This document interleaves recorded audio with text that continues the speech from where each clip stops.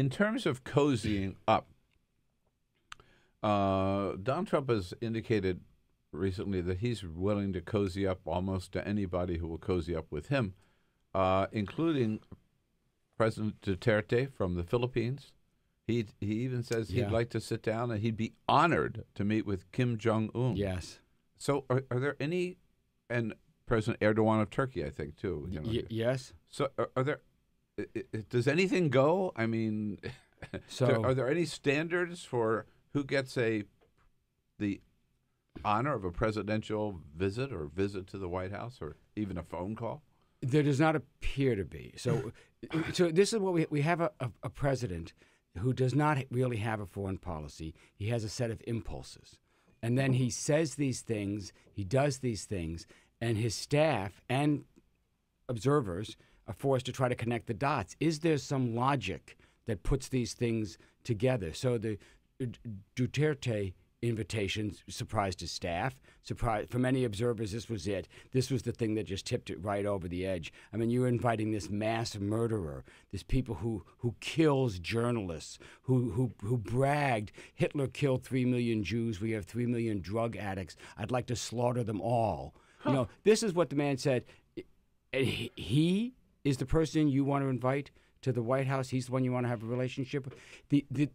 The justification the White House staff gives, so Michael Anton, the director of strategic communications at the White House, boy, there's a job you wouldn't want to have. No, thank you. No, you know. Yeah, by the way, that sounds like a contradiction in terms. Strategic communications in the Trump White House. You know, he says, look, we can't force countries to do things. So what we have to do is build relationships, and in the course of those building relationships, we'll find common interests. Or Senator Bob Corker says, what the president's trying to do, the chairman of the Foreign Relations Committee, a decent, reasonable man, he says what the president's doing is a search for commonality.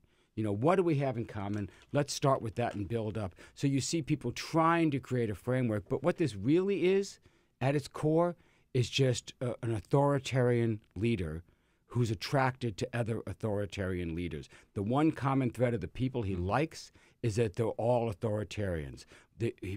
President Trump has decided that he's going to reward murderers and torturers with honor and praise. And this is the core principle behind his foreign policy. These are the people he likes. These are the people he admires. These are the people he becomes friends with, whether it's the president of China, Xi Jinping, or it's the leader of Egypt, al-Sisi, or now Duterte of the Philippines.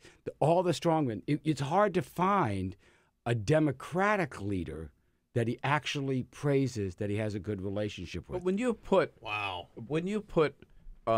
like and extend the same open arms, if you will, or the same level of respect to a Justin Trudeau of Canada, or a Theresa May, or an Angela Merkel, as a Rodrigo Duterte from the Philippines. Exactly. I mean, what does it all mean? I mean, it looks like and al-Sisi from Egypt, we stand for nothing. We stand for nothing. What are our values?